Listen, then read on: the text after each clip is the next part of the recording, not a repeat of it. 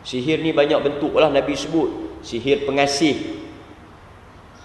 Nabi kata innar ruqa wat tamaim wat tiwalah syirkun. Sebagaimana dalam masyarakat kita ada nasi tanggas, nasi kangkang, ubat penunduk, ubat pengasih, ubat pelarih. Nak bagi suami dengar kata, nak bagi satu orang berkenan dengan kita. Ada yang lebih teruk, guna Quran pula. Ada satu orang, Tok Bomo, dia mengajak orang, dia kata ada ubat nak bagi perempuan berkenan kat kita. Lagu mana? Dia kata baca ayat ni, lepas tu muih kat dia. Kita berkenan dengan anak dara siapa orang kampung kita, dia tak mau kita. Kita pergi pun kita tak. Qul in kuntum tuhibbunallaha fattabi'uni. Buih tu bagi kena muka. Saya takut macam ni lah. Buih-buih kita ingat nak pergi ke muka anak dara tu, kena muka mak anak dara. Nanya. Bujang tak apa. Pandai macam ni. Dia menyambung cukup kena. Tak apalah, dia kata janji bujang. Nanya kita. Tuan-tuan, saya nak abang. Memang jadi. Memang jadi. Sebab apa? Makna ayat tu, katakanlah Muhammad kepada mereka, sekiranya engkau cinta pada Allah, ikutlah aku. Ayat ni nak terang tentang akidah, ikut sunnah, taat Rasul. Tapi ramai orang dia amal ayat ni memang jadi. Sebab apa? Syaitan telah masuk campur. Pertama, syaitan berjaya menyebabkan manusia menyalahgunakan Quran. Syaitan telah berjaya menyebabkan manusia sesat menggunakan ayat Al-Quran bukan pada tempatnya. Kita jangan anggap bila kita guna Quran betul. Tak. Kadang-kadang guna Quran tapi tempat yang salah jadi. Seperti ada orang tulis ayat Quran, campur ayat Siam, bukui boh dalam laci duit.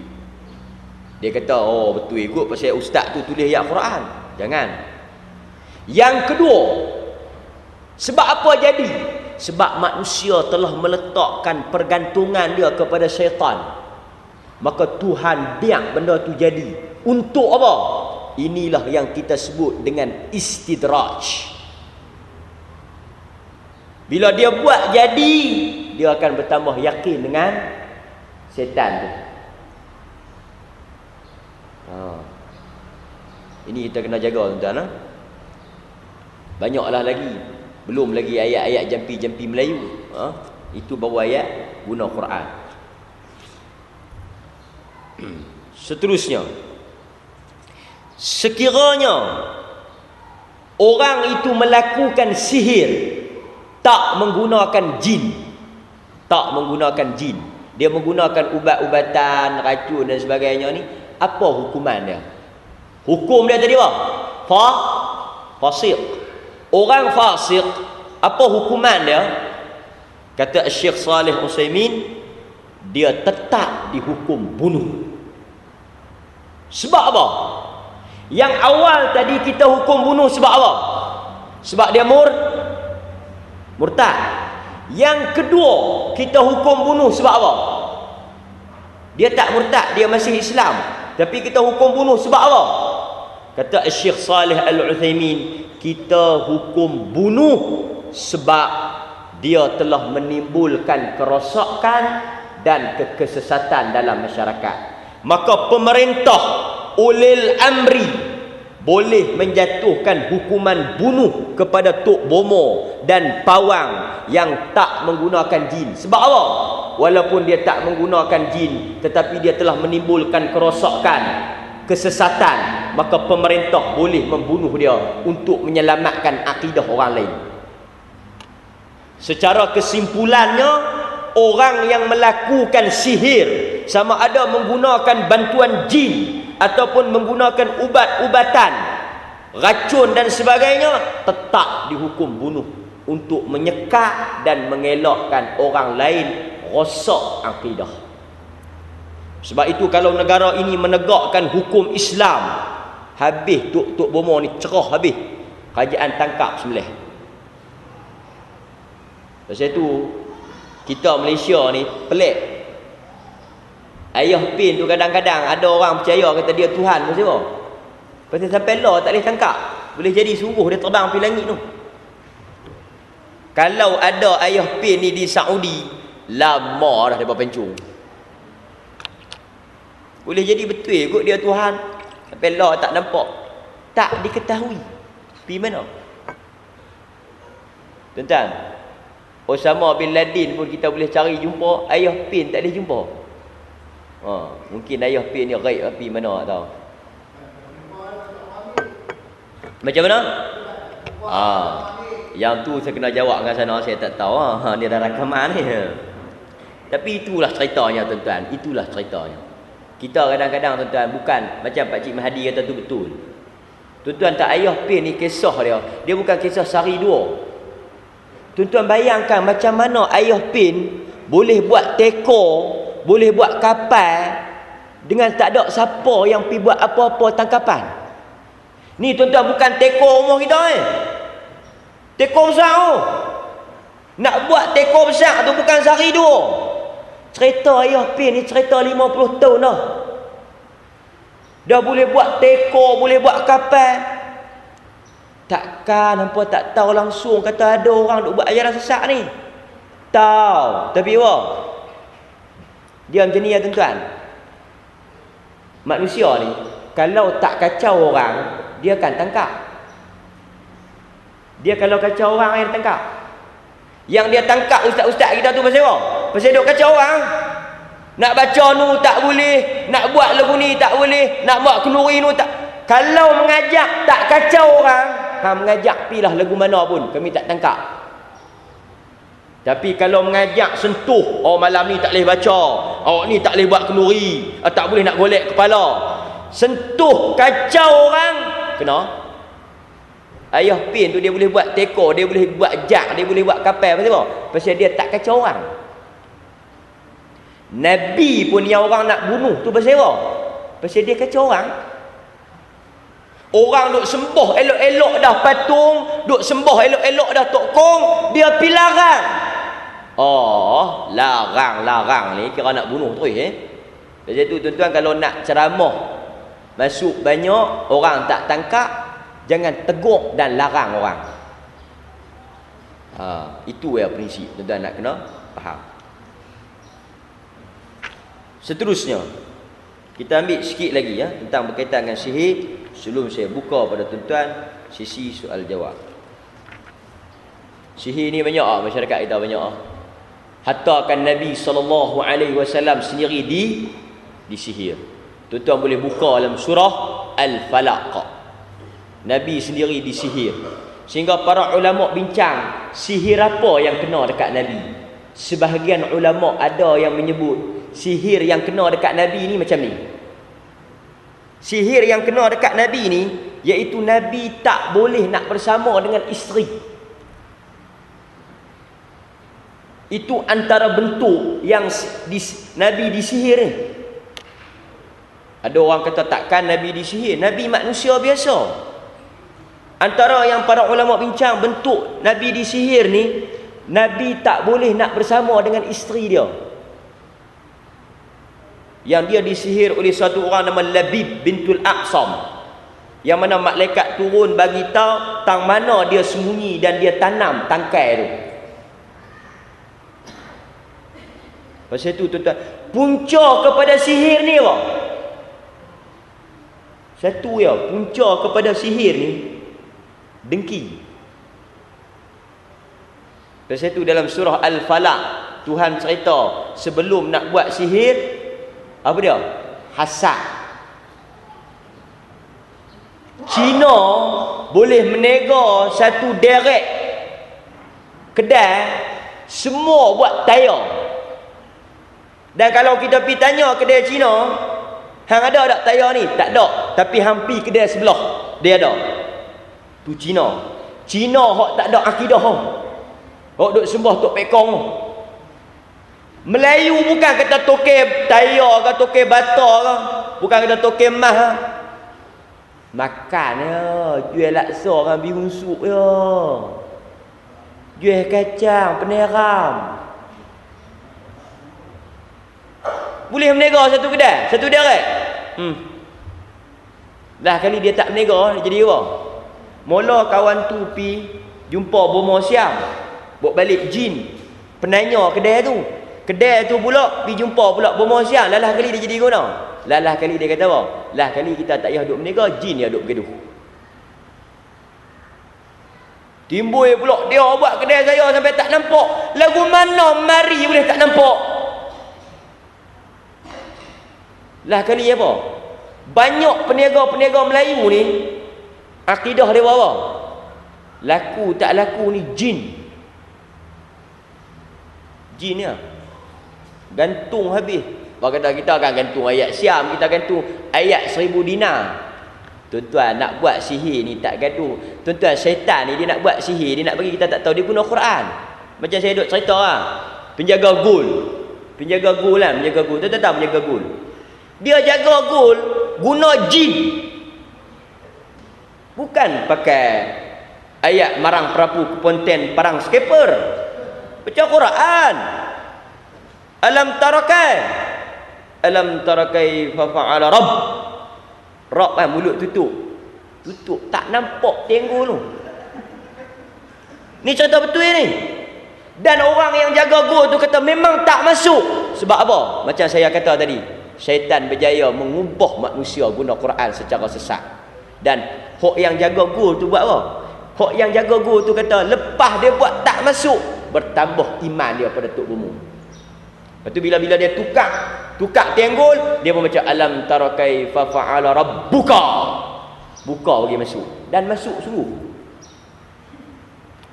Ni kawan saya cerita lah yang jaga gul. Dan dia kata kalau tak boleh ayat alam tara kai, ambil ayat Yasin. Min baini aidihim sadda. Sadda ni macam nama tentang nama Saddam Hussein. Saddam ni maksud tutup. Sadduz zara'i kita mengaji fiqh kan. Tutup lubang. Sadda ni maknanya dia guna ayat Yasin tu, wa ja'alna min baini aidihim, kami jadikan di antara mereka sadda, penutup. Penutup lubang gul. Guna Quran. Sihir. Lagi teruk tuan-tuan, Tok Bomo tu buat syarat apa? Dia kata malam ni sebelum lawan bola, hendaklah penjaga gol, jurulatih, kapten telanjang bogeh pukul 2 pagi keliling padang. Kawan saya cerita dia buat sungguh. Telanjang. Ini juga tuan-tuan termasuk sihir. Jadi ya, jadi. Lalah sekali. Pasal itu tuan-tuan tengok ada pasukan bola tertentu, saya tak mau sebutlah. Tuan-tuan tengok ada pasukan bola tertentu, tuan-tuan cuba perhati.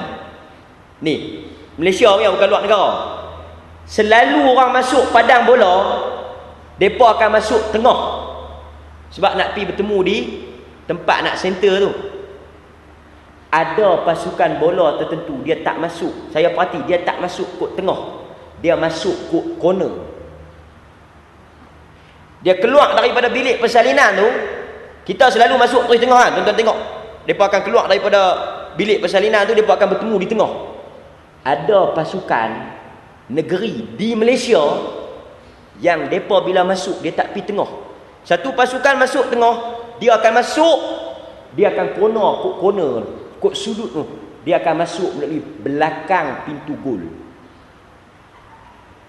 Sebab apa? Ini termasuk pantang larang syaitan.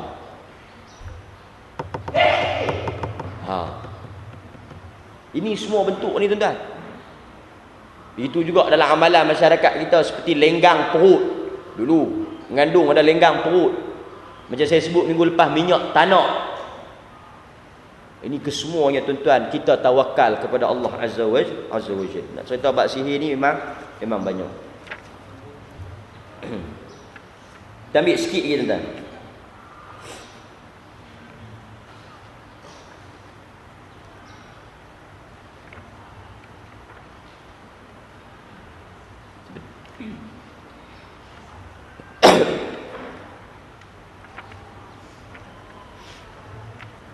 Okey. Orang yang melakukan sihir ni dia panggil apa? Dia panggil al-kuhan wa nahwihim. Dia ada dua. Satu kita panggil arraf. Satu lagi kita panggil kahin. Arab ni bila dia nak panggil tok bomo dia ada dua. Satu dia panggil kuhan atau kahin. Satu lagi arraf. Apa beza? Sekejap kita tengok. Yang pertama al-kuhan, jamak kepada kahin. Kahin ni siapa? Kahin ni satu orang manusia yang berhubung dengan syaitan. Satu orang manusia yang dia berhubung dengan syaitan, dan syaitan itu memberitahu apa yang berlaku, berita-berita di langit. Manusia ni bila dia beranak bersama dengan dia qarin, bersama dengan dia qarin. Qarin ni satu makhluk yang jahat, yang menyeru manusia buat jahat.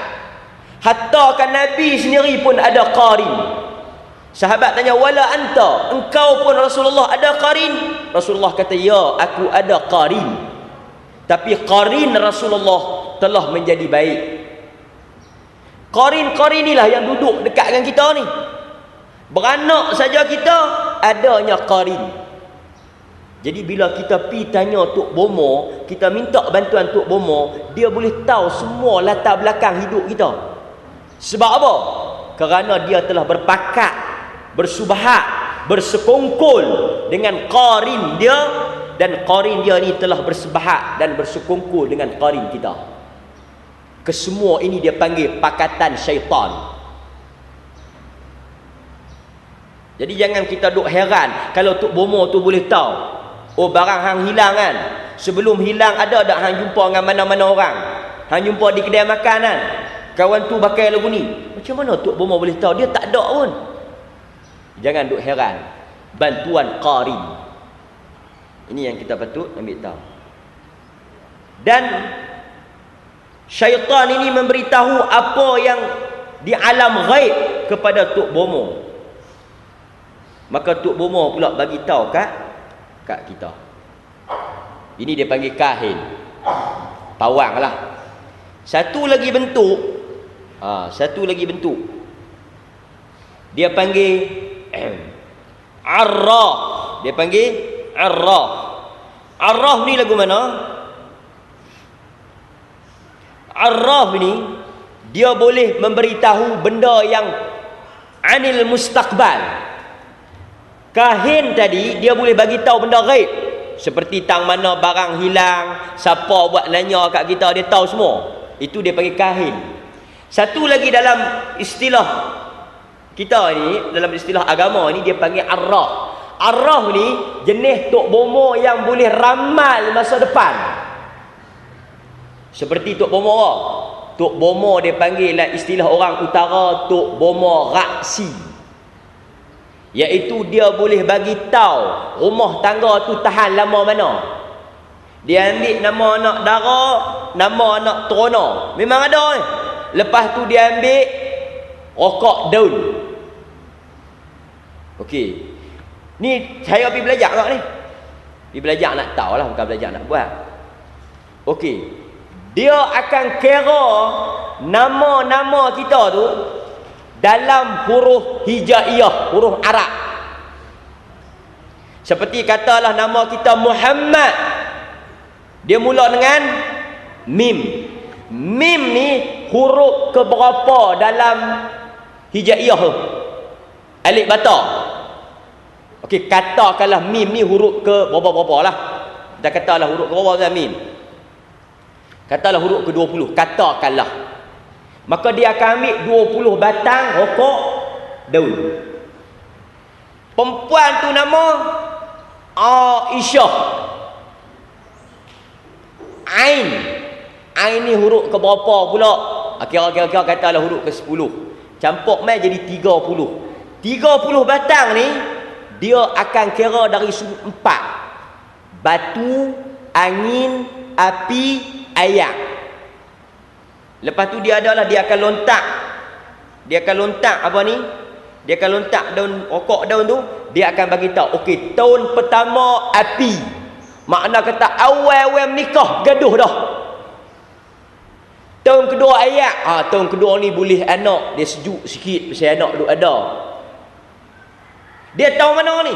Berdasarkan kepada kiraan batang rokok daun tu. Dan ramai orang Melayu bila anak-anak dia nak menikah, dia pergi berjumpa dengan Tok Bomo kat sini.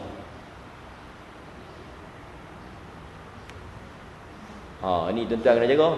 Walhal jodoh kita, sama ada panjang ke, pendek ke, bergaduh ke, baik ke, boleh anak ke, tak boleh anak ke, dia termasuk benda mustakbal, benda yang akan berlaku ke hadapan. Ilmunya hanya di sisi Allah. Tiba-tiba dia boleh ramal. Ini dia panggil arrah. Orang yang jumpa orang ini, dia termasuk dalam perbuatan sihir. Nabi SAW menyebut, tuan-tuan, kita ambil hadis yang diriwayatkan oleh Imam Muslim. Nabi kata apa? Man ata arrafan, barang siapa yang datang bertemu, pergi berjumpa dengan bomoh, fasa'alahu an syai'in, kemudian bertanya sesuatu kepada bomoh tersebut, fasaddaqahu, dan percaya, membenarkan apa yang bomoh itu bagi tahu, lam tuqbal lahu salatun arba'ina yawma, Allah Ta'ala tidak akan terima salatnya selama 40 hari. Hadis riwayat Imam Muslim.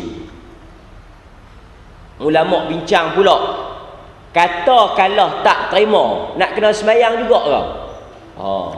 Dia kata alang-alang tak terima, tak payah semayang terus. Tak. Maksud di sini walaupun tak diterima, kefarduan salat tetap kena buat. Tak terima dari sudut apa? Dari sudut apa Pak Hasan? Pak Zabu? Pak Hasan pula. Dari sudut apa Zabu? Tak terima dari sudut pahala. Semayang tetap kena semayang. Sebab semayang ni bila boleh tinggal? Bila mati je. Orang perempuan dia ada sebab lain lah. Tapi orang lelaki ni boleh tinggal semayang pasal mati je. Walaupun dia pergi jumpa Tok Bomo, dia kata aku semalam pergi jumpa Tok Bomo, tak boleh semayang 40 hari ni, Tuhan tak terima. Semayang pun buat sia-sia, buat penat lah. Tak. Semayang tetap wajib. Yang dimaksudkan tak terima di sini, tak terima dari sudut pahala, itu tafsiran sebahagian ulama. Sebahagian ulama. Okey. Cuma Syekh Salih Al-Uthaymin dia bawa beberapa jenis tanya. Sekiranya satu orang hanya pi tanya, tak percaya, dia pi tanya ya, maka hukumnya haram. Hukumnya haram dan termasuk dalam dosa-dosa besar kalau takat pi tanya. Tapi kalau tanya dan percaya, hukumnya kafir. Sebab apa? Kerana dia telah mengiktiraf ada orang yang tahu perkara ghaib selain Allah Ta'ala. Dia syirik, dia kafir. Kita kadang-kadang pergi tanya orang kalau pergi tanya orang awal, tanya saja tak percaya, dosa besar. Tak apa, dosa besar. Orang kita dia pelik. Kalau pergi tanya dan percaya, Tok Bomo kata, hang ni ada orang buat ni, balik lagi hang buat lagi. Dia percaya dan dia taat, kafir. Satu lagi, kalau tanya nak test dan nak buka tembelang Tok Bomo tu, yang ni boleh pahala pula. Kita kata terah sangat, mai aku nak tanya sikit. Ini boleh. Kita nak nak membongkar kesesatan dia. Okey, itu tidak ada masalah. Okey, satu lagi hadis bagi penutup pada pagi ini. Sebelum saya buka pada tuan-tuan pada sesi soal jawab.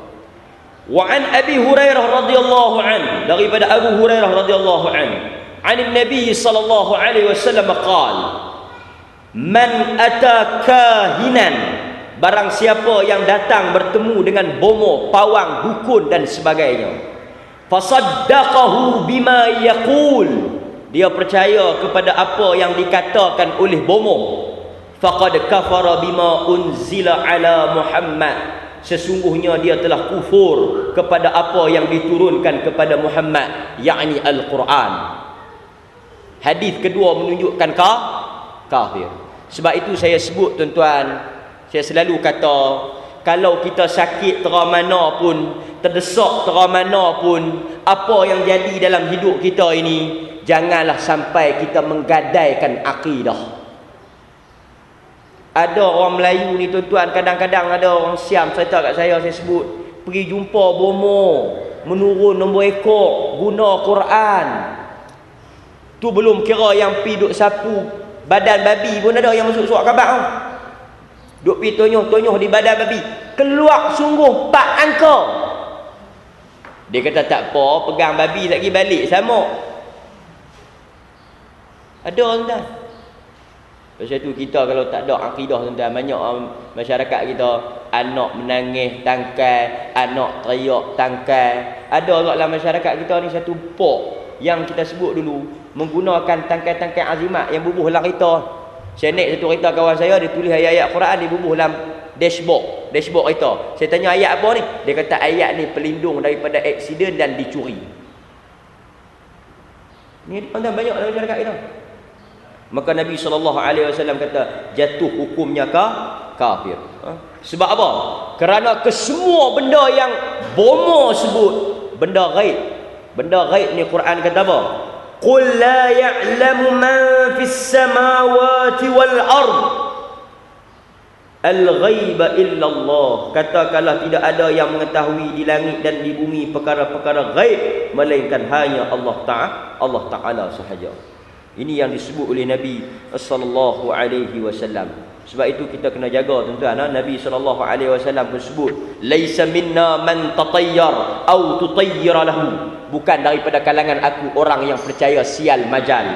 Bukan juga daripada kalangan aku orang yang minta dibomoh atau menjadi bomoh. Bukan daripada kalangan aku orang yang buat sihir dan minta disihir. Barang siapa yang datang bertemu dengan bomoh dan percaya apa yang dia kata, dia telah jatuh kufur. Hadis yang diriwayatkan oleh Al-Bazzar dengan sanad yang baik.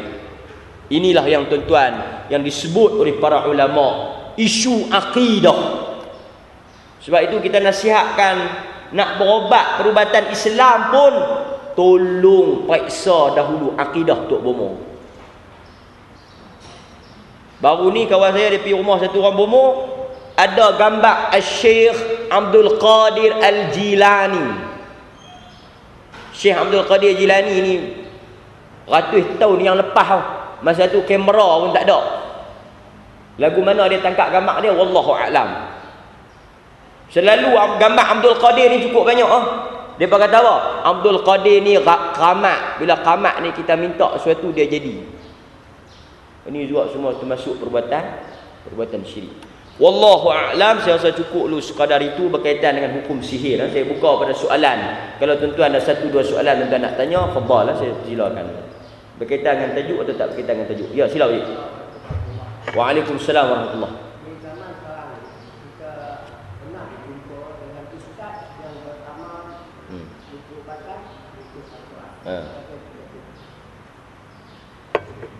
Macam saya sebut minggu lepas, masih Pak Cik tanya. Macam saya sebut minggu lepas, dia perubatan Islam, kesemua perubatan yang betul. Seperti kita menggunakan pembedahan, makan ubat-ubatan hospital, pergi x-ray, ini juga perubatan Islam. Bolehkah kita berubat menggunakan jampi-jampi ni? Boleh. Dalam hadis Bukhari, Nabi sendiri jampi untuk sakit demam. Cuma nak kena perhati syarat itu. Maknanya apa yang dia baca, apa makna yang dia baca. Dan kalau dia bagi ubat-ubat pun nak kena tengok. Ni kadang-kadang bagi ayat, tapi bukan untuk diminum. Untuk buat apa? Dia suruh buat lagu ni. Ayat pula tak boleh nak langkah. Kadang-kadang ada bagi sirih. tapi bukan untuk dimakan, taruh bawah bantal. Kadang dia suruh buat main telur, bukan untuk kita rebus balik makan dengan nasi. Dia kata telur ni tolong simpan dalam bilik, jangan langkah, jangan bagi pecah. Guna benda-benda karut lagu ni syiriknya. Tapi kalau dia kata balik amal ayat Quran ni, dan kita dengar dia baca pun doa yang Nabi ajar, tak ada masalah. Ni mai saya sakit kepala ni. Ada orang ni, ada orang buat kat hang. Lepas tu nak berubat lagu mana? Kok dia bagi Panadol ke? Tak apa juga. Sakit kepala, pi retuk tiang. Apa kaitan pi retuk tiang dengan lega kepala? Kaitan dia mudah ya. Jin. Macam tu lah juga tuan-tuan. Tuan-tuan tengok orang-orang kita pelik, dia kata pi balik lah, tak payah duduk bimbang. Sekejap lagi barang tu pi balik di rumah. Kita pun tak ada ubat apa, tak bagi apa herba, tak bagi tahu sihat. Ini semua tuan-tuan menggunakan jin. Kalau bentuk macam ni tak boleh. Tapi kalau dia guna ayat Al-Quran, doa, zikir yang Nabi baca, maka dibolehkan. Kerana Nabi sendiri menggunakan jampi daripada ayat Al-Quran. Sebagaimana hadis Abu Sa'id Al-Khudri, guna Al-Fatihah untuk merobat orang yang kena patuk dengan ulang. Ini juga boleh. Wallahu a'lam.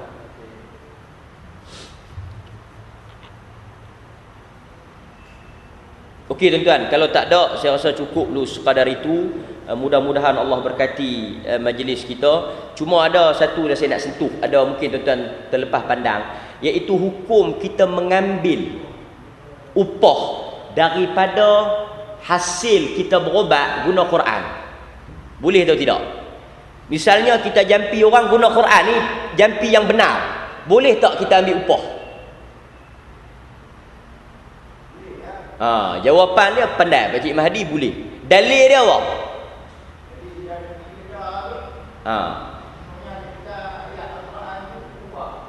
Okey, pertama, mengajar Al-Quran dari sudut hukum tak boleh ambil. Tak boleh kita mengajar Quran sebulan RM20. Kerana Nabi sebut, Iqra'ul Quran summa as'alullah min qabli an ya'tiya qaumun yaqra'una al-Quran was'alun nas. Nabi kata dekat sahabat, bacalah Al-Quran, mintalah pahala dengan Allah Ta'ala sebelum datang satu zaman manusia membaca Al-Quran dan mereka meminta upah dengan orang. Sebab itu perbuatan baca Al-Quran tak kubur duk minta, lepas tu duk tulis dalam borang 20, 30 ringgit, 15 juzuk, 13 juzuk. Ini kesemuanya perbuatan bid'ah dalalah. Dan kita juga kalau mengajar Quran tak boleh nak tetap 20 ringgit sebulan, 15 ringgit sebulan, melainkan kalau diberi sagu hati, hadiah. Tapi untuk berubat boleh. Dalil dia apa? Dalil dia hadis Abu Sa'id Al-Khudri, iaitu Abu Sa'id berubat satu orang yang kena patuk ulang dengan Al-Fatihah, dan kaum itu bagi kambing sekok ke Abu Sa'id. Sahabat nak makan tak berani. Pasal apa? Pasal mereka kata seolah-olah kita ambil upah Quran. Pasal hang berubat tadi guna Quran. Mereka bawa balik kambing tu, pergi jumpa Nabi. Mereka ceritalah, kata Abu Sa'id ni berobat guna ayat Fatihah, lepas tu orang bagi upah, boleh tak kami makan ataupun kami guna Quran untuk dijual beli? Nabi jawab apa? Bila nak bagi kat aku sikit? Jawapan Nabi itu, kata para ulama, menunjukkan bolehnya kita makan daripada hasil usaha upah kita berubat orang menggunakan Al-Quran. Wallahu ta'ala a'lam, wabillahi taufiq wal hidayah. Wassalamualaikum warahmatullahi wabarakatuh.